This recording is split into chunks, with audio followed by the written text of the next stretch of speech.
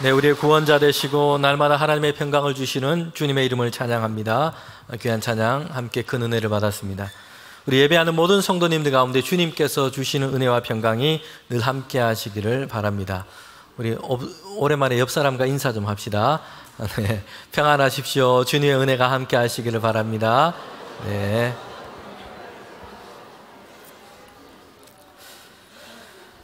네, 오늘 성경 말씀은요, 전도자 빌립이 행한 일이 이어지고 있습니다. 오늘 성경 본문은 원래 26절부터 해서 40절까지 전체 큰 단락입니다. 그 중에서 말씀의 중심은 앞부분인데 전체 말씀을 읽고자 뒤에 부분을 그렇게 낭독하고 함께 하나님 말씀을 읽었습니다.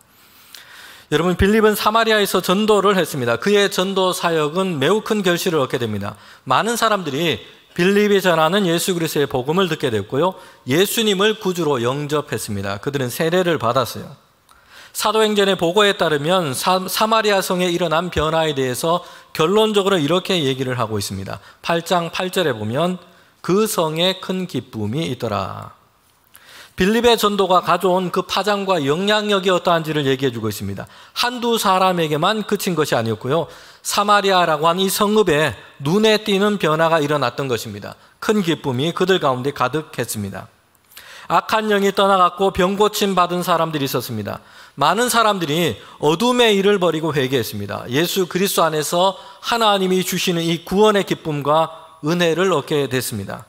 사람들의 표정이 바뀌고 말도 바뀌고 삶의 태도와 생각과 모습이 바뀌기 시작했습니다. 여러분, 그들은요, 어둠에서 빛으로 불러냄을 받은 새로운 삶을 살기 시작했던 것입니다. 이전에는 세상 유혹과 죄의 종로를 하던 자들이었습니다. 그런데 성령 안에서 이제는 예수 그리스도 안에서 하나님이 기뻐하시는 것이 무엇인지를 생각하게 됐고요, 이것을 따라서 살아가는 자들이 됐습니다. 사람들이 변화되고 도시 전체가 변화되기 시작했습니다. 성도 여러분, 이런 변화는요, 전도자 빌립이 사마리아 성으로 왔기 때문이었습니다. 더 정확하게 말하면 빌립이라고 하는 이 한 사람의 영향력이 아니라 빌립이 전한 예수 그리스도의 복음이 가져온 변화였습니다. 이처럼 전도자 빌립의 사역은요, 사마리아의 성에서 대단히 큰 성공이었습니다.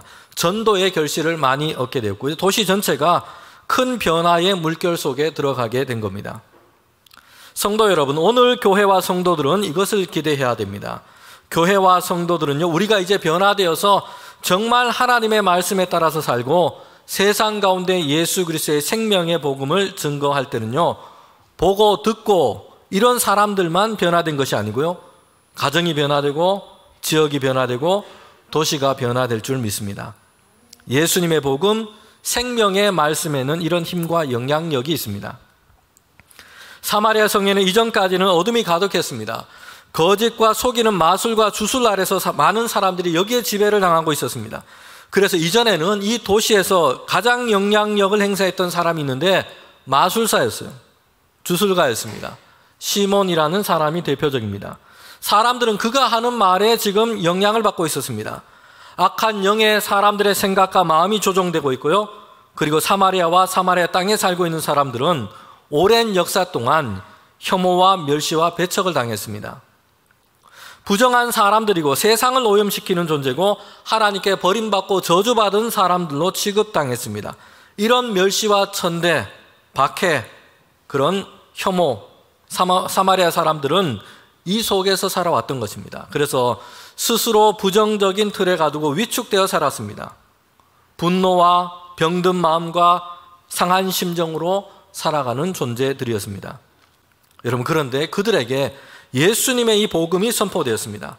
하나님이 행하시는 놀라운 일들이 그들 가운데 일어나게 된 겁니다. 그들은 자유와 기쁨을 얻었어요. 예수님의 복음 안에서 그들도 하나님의 구원받은 백성이었고 하나님의 자녀가 되는 은혜를 얻게 된 것입니다. 여러분, 빌립의 이 사마리아 성 전도는 이렇게 큰 변화와 결실을 얻고 있었습니다. 그런데 그 다음에 이어지는 사건이 오늘 본문에 이어지고 있습니다. 여러분, 이렇게 시작하고 있습니다. 8장 26절입니다. 주의 사자가 빌립에게 말하여 이르되 남쪽으로 향하여 예루살렘에서 가사로 내려가는 길까지 가라 하니 그 길은 광야라. 전도자 빌립에게요, 하나님의 사자가 나타나서 말씀합니다. 빌립은 이 말씀을 따라서 그렇게 가게 된 것입니다. 설교 본문으로 삼은 이 전체의 내용을 보면 이와 같은 말씀이 반복되고 있다는 것을 보게 됩니다. 26절에 보면 주의 사자가 빌립에게 말하여 이르되 남쪽을 향해서 가라. 예루살렘에서 가사로 내려가고 그리고 광야로 가라 말씀하고 있고요. 29절에 보면 성령이 빌립에게 이르시되 이 수레로 가까이 가서 그렇게 가서 에디오피아 내시에게 이 말씀을 전해라 말씀하고 있어요. 그리고 39절에 보면 주의 영이 빌립을 이끌어 가신지라 말씀합니다. 여기서도 주님의 영이 빌립이 가야 할 곳을 말씀하고 이끌어 가고 있습니다. 전도자 빌립이 가고 행하고 전하는 이 모든 일들이 하나님께서 주도하고 계신 것을 우리가 이 말씀을 통해서 분명하게 볼 수 있습니다. 지난주에 전한 말씀 중에 하나님의 선교에 대해서 말했습니다. 사도행전의 역사는요, 하나님께서 주도하시는 이 선교와 전도, 교회의 역사를 지금 보여주고 있습니다.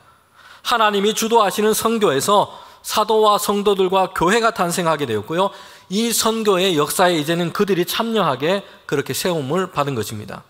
선교와 전도를 주도하시는 분은 하나님이십니다. 오늘 본문에 나오는 빌립의 전도를 보면 더 분명해지고 있습니다. 주의 사자가, 성령이, 주의 영이 전도자 빌립을 주도하고 있습니다. 빌립은 하나님의 인도하심을 따라서 그렇게 행하고 있는 것입니다. 성도 여러분, 그런데 우리가 여기서 생각할 것은요, 전도와 선교의 영역에만 이것이 해당되는 것이 아닙니다. 신자들은요, 그의 삶의 주도권이 하나님께 있다는 것을 전적으로 인정하고 고백하는 신앙을 가진 그런 사람들입니다. 삶과 생명의 주인이 나에게서 주님으로 하나님으로 바뀐 것입니다. 사형리라고 하는 이 작은 책자가 있습니다. 기독교가 말하는 구원의 진리에 대해서 크게 단순화시켜서 4가지 영적 원리를 제시하고 있습니다. 그런데 여기에 보면 4번째 원리가 있는데, 이제 예수님을 영접하고 그리스도인으로 이제 그리스도 안에서 믿음의 삶을 살아가는 신앙의 원리, 4번째 원리를 이렇게 그림으로 표현해 놓았습니다. 그림에 보면 여러분 보기 오른쪽에 있는 이 그림은 예수님을 영접하기 전에 참된 믿음의 삶을 시작하기 전의 모습인 겁니다. 의자가 있죠? 그의 삶의 중심이라 할 수 있습니다. 거기에 지금 무엇이 있습니까? S라는 알파벳 대문자 큰 글자가 있습니다. 셀프라는 약자이죠.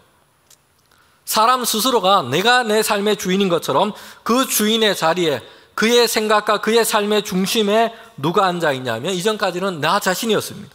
내가 내 삶의 주인이고 내가 주도하고 있고 이렇게 살아가는 것이죠. 그런데 예수님을 믿고 영접하면요, 우리 그림을 다시 한번 보여주세요. 네. 뒤에 겁니다.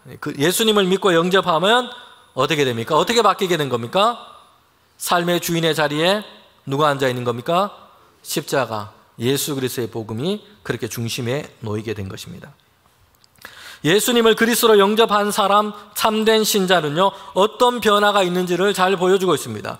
중심의 자리에, 그의 삶의 중심의 자리에 이제는 내가 아니라 예수님께서 앉아 계신 것이요, 나의 삶의 주인의 자리에 주님께서 앉아 계시고 나는 그 앞에 있는 존재인 것입니다. 주님의 말씀을 듣고 하나님의 은혜 가운데 살아가는 존재, 하나님의 인도하심을 받는 존재인 것입니다.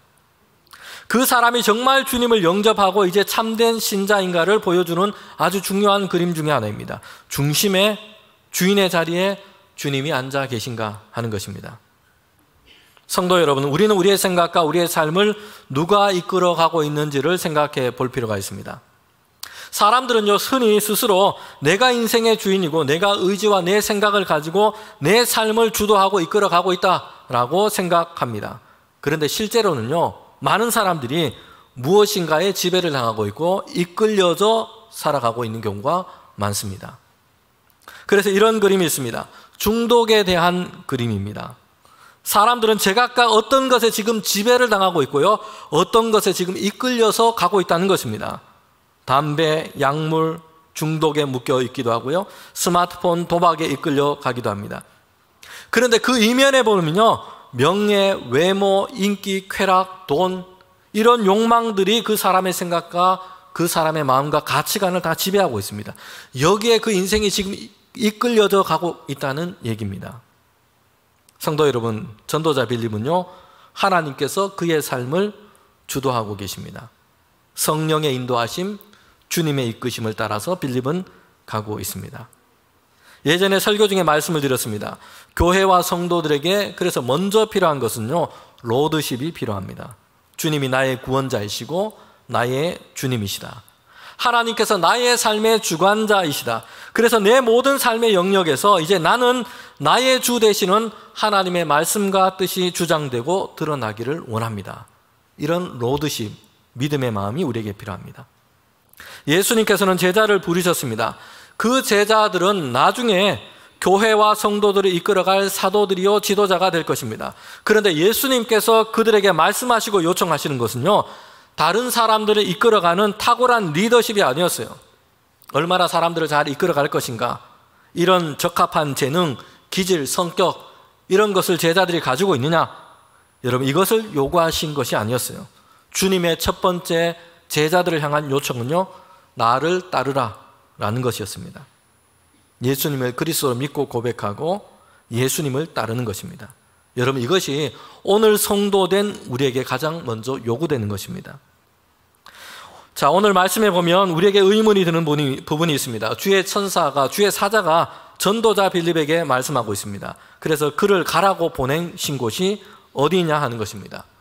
빌립을 향해서 가라 하신 곳은요, 남쪽으로 가는 것이고 예루살렘을 지나가는 것이요, 가사로 내려가는 것입니다. 그리고 가라라고 하는 곳은 광야였습니다. 빌립이 있던 사마리아 성에서 꽤나 많이 떨어져 있는 곳입니다. 상당히 먼 거리에 있는 그런 곳입니다. 그 거리가 꽤나 먼 것입니다. 여러분, 빌립은 전도 사역을 하고 있습니다. 예수님의 복음을 전하고 있어요. 그런 빌립에게 가라라고 하신 곳은 이끄신 곳이 광야였다는 것입니다. 도시나 성읍이 없고요, 사람들이 거주하지 않는 곳입니다. 광야는 여행하는 자나 지나가는 사람들도 흔하지 않는 곳입니다. 그런데 그런 곳에 주님의 사자가 빌립에게 말씀하는데 그로 가라라는 말씀이에요. 빌립은 사마리아 성에서 지금 전도 사역을 하고 있습니다. 빌립이 수도자라면 이해가 됩니다. 광야는 수도자들의 고향과도 같습니다.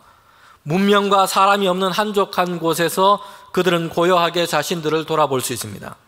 더 깊이 하나님께로 나아갈 수 있습니다.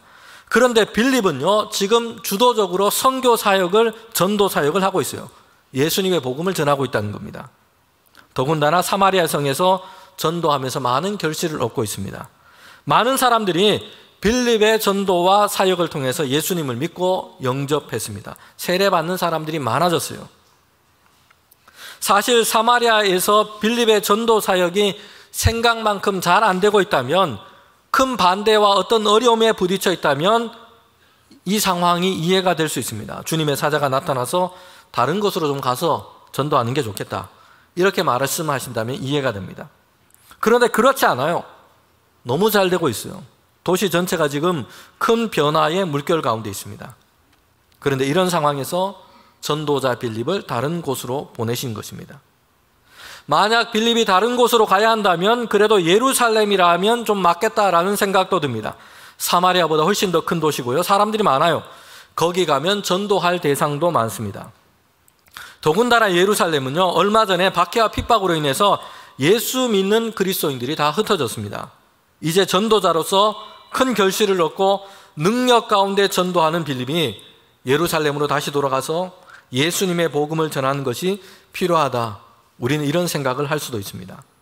그런데 주님의 사자가 빌립에게 가라고 한 곳은요, 광야였습니다. 성읍도 없고 사람도 없는 곳입니다. 성도 여러분, 사실 사람들이 뭔가를 할 때는요, 무엇인가를 하려고 하면 그 일의 목적에 맞는 전략지가 있기도 합니다.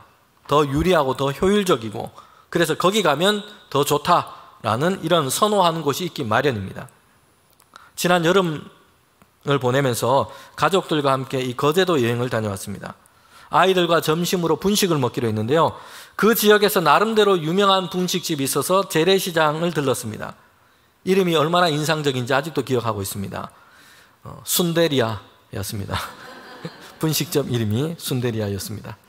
복잡한 이 시장에서 이 가게를 지금 찾아가는데요, 한참 가다 보니 사람들이 막 줄을 서서 기다리고 있는 그런 가게가 있었습니다. 저는 음식점인 줄 알았어요. 유명한 음식점이 있구나 라는 생각을 했습니다. 그런데 음식점이 아니고 시장 아니었는데 복권 파는 가게였습니다. 가게 앞에 현수막을 보니 이전에 1등 당첨된 사람이 2번인가 뭐 이렇게 있다고 적어놨습니다. 그러니 사람들이 이 복잡한 시장통에 이 복권 가게까지 와서 지금 줄을 서서 복권을 사고 있는 겁니다. 복권 사는 것도요, 거기 당첨이 나왔냐 안 나왔냐 이거 따지면서 전략적으로 가게를 찾아서 그렇게 사기도 합니다. 전도하는 것은요, 사람들에게 전하는 것이기 때문에 우리의 상식으로만 생각해도 사람들이 많은 곳이어야 합니다. 그런 곳으로 가야 하고요, 거주하는 사람들이 많거나 유동 인구가 많아서 사람들을 잘 만날 수 있는 그런 곳이어야 한다 생각합니다. 그래서 만나서 전할 수 있는 것이죠. 여러분, 우리 교회 주차장 앞에는요, 쉼터가 있습니다. 낡은 건물이고 오래된 건물입니다. 그런데 아주 기묘하게 사용을 하고 있습니다. 위치 때문이에요. 바로 앞에는 버스 정류장이 있고요, 그리고 사람들이 많이 다니는 인도와 붙어 있습니다. 목요일마다 지난 여름에 우리 전도대가 나와서 매주 목요일마다 이 더운 여름 가운데도 전도를 했습니다.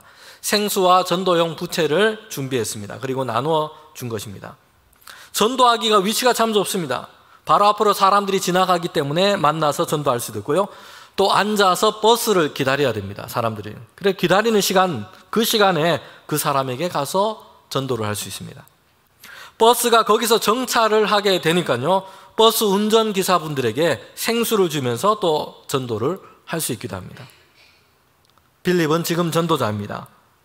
그런데 그에게 대봉교회 쉼터처럼 이런 곳에 가서 전도하면 좋겠다 이렇게 하신 것이 아니고요, 주의 사자는 빌립을 광야로 이끌어갔다는 것이에요.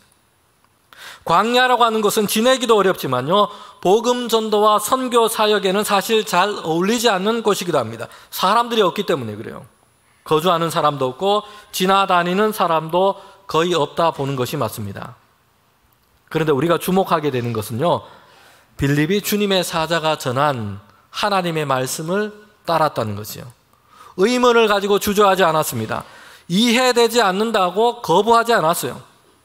전도와 선교가 잘 되고 있는 사마리아 성을 뒤로 하고요, 남쪽으로 내려갔습니다. 그리고 광야에 이르게 된 겁니다. 빌립은요, 떠날 때에 거기에서 무슨 일이 있을지, 어떤 일이 자신을 기다리고 있을지 알지를 못했습니다. 그런데 가게 되었고 그곳에 갔을 때에 알게 되었습니다.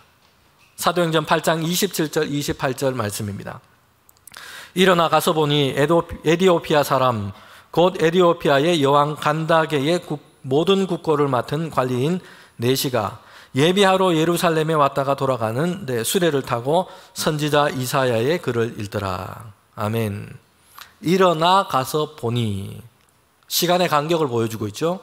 일어나기 전에는 다 듣고 다 알고 이렇게 간 것이 아니라는 것이요. 어떤 일이 있을지 예상하고 다 알고 간 것이 아니라는 것이죠. 가게 되니까 알게 되었고 보게 된 것입니다.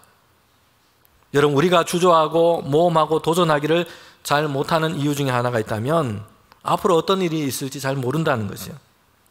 그런데 여러분, 우리가 다 알고 정확하게 예상하고 그렇게 할 수 있는 일은 사실 별로 없습니다. 하나님의 말씀을 따라서 믿음으로 사는 것도 마찬가지입니다. 일종의 모험가도 같습니다. 시작할 때는요, 앞에 어떤 일이 우리에게 있을지 우리의 경험과 상식으로 잘 이해가 되지 않고 파악되지 않을 때도 많습니다.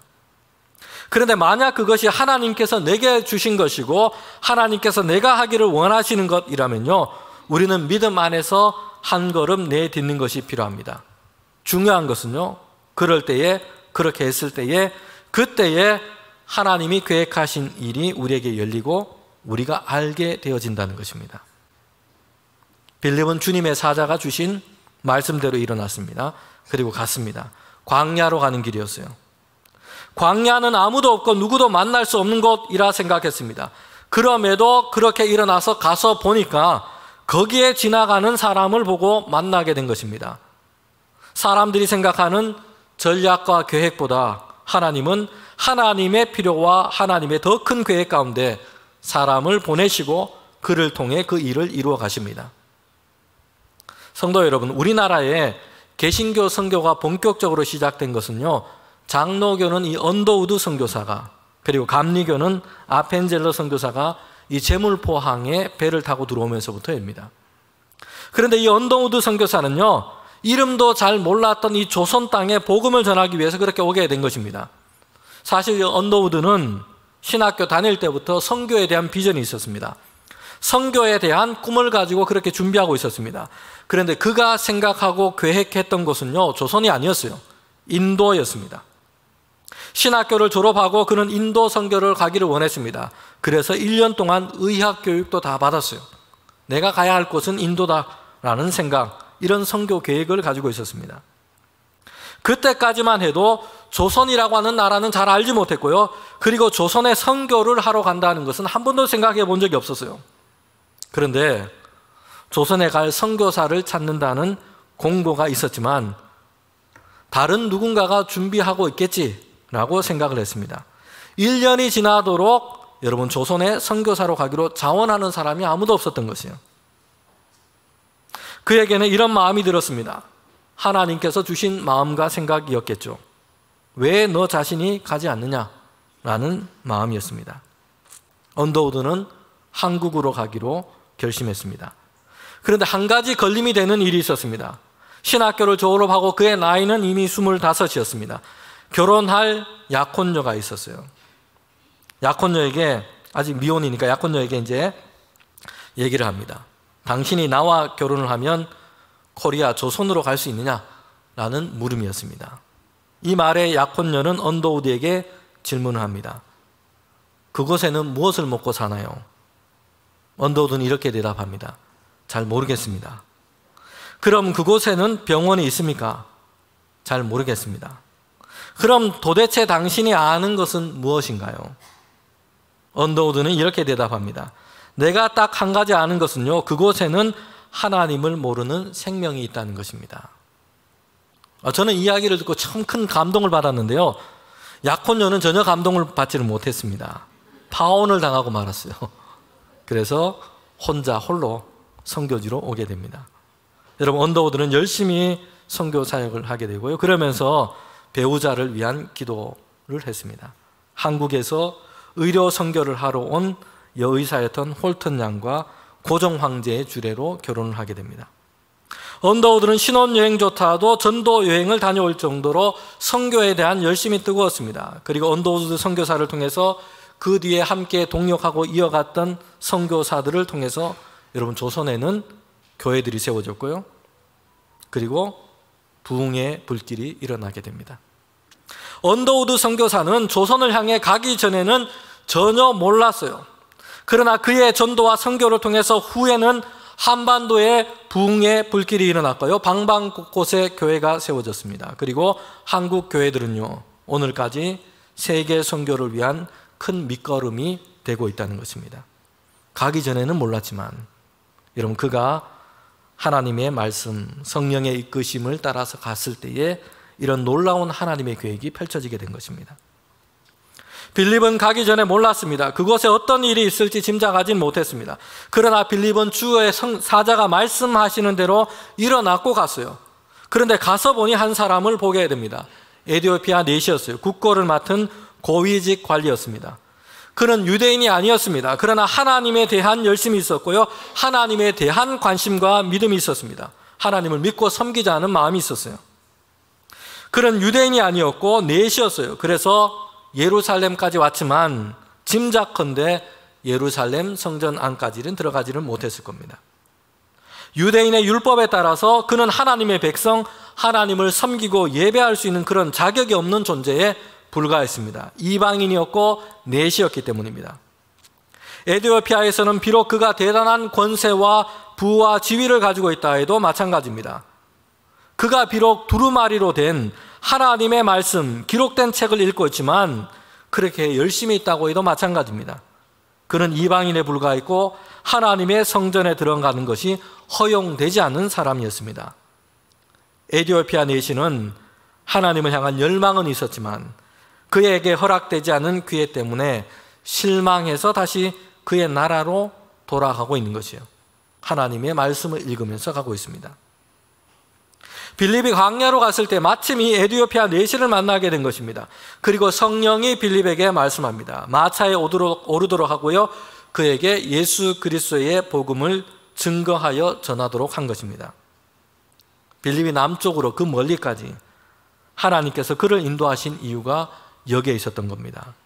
에티오피아 내시, 이 한 사람이 하나님에 대한 열망으로는 가득하여 있었지만 여전히 하나님에 대해 잘 알지 못하는 이 답답한 상태에 놓여 있었던 겁니다. 이 사람을 위해서, 이 한 사람을 위해서 하나님께서는 빌립을 광야까지 이끄시고 그를 만나도록 하신 것입니다.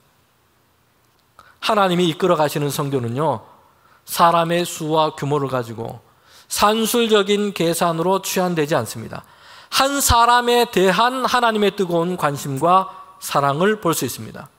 하나님은요, 10,000명, 100,000명, 100,000명 이런 숫자로 기억하시고 생각하신 분이 아니세요. 한 사람 한 사람 이름을 부르시고 그 사람을 생각하시고 그에게 은혜 베푸시기를 원하시는 분이십니다. 여러분, 민수기를 보면요, 하나님께서 모세에게 말씀하셔서 가르쳐 주신 것이 있습니다.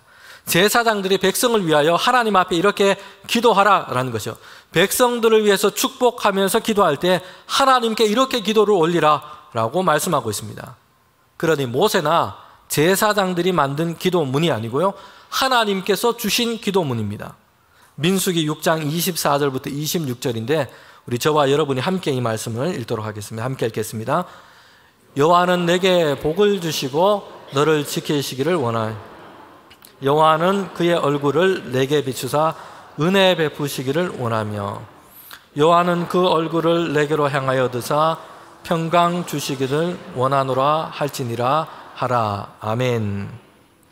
이렇게 그 백성을 위해서 하나님 앞에서 복을 빌라라고 하나님께서 주신 기도문입니다. 그런데 그 기도문을 보면요, 그 대상이 2인칭 단수예요.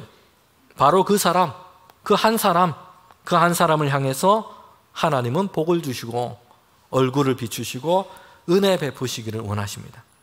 하나님께서는 그 한 사람 마다 평강 주시기를 원하십니다. 성경을 보면요, 하나님에 대해서 설명하는데 아브라함의 하나님, 이삭의 하나님, 야곱의 하나님, 하나님은 하나님 자신을 그렇게 설명하고 부르시기를 좋아하세요.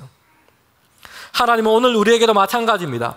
우리 한 사람을 다 아시고 기억하시고 우리 한 사람에게 복을 주시기를 원하십니다.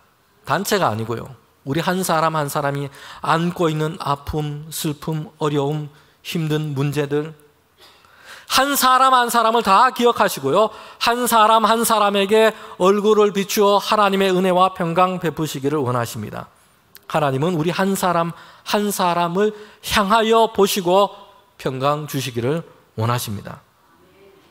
하나님을 갈망하는 그 한 사람을 위해서 하나님은 주의 사자를 보내시고 성령의 감동을 주시고 그렇게 전도자 빌립을 광야로까지 내려오도록 하신 것입니다.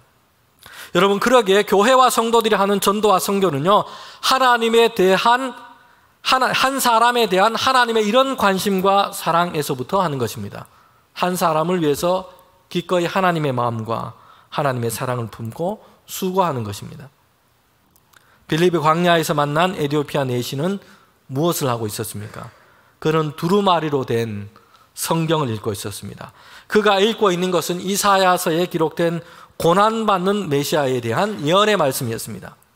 이사야서 53장에 있습니다.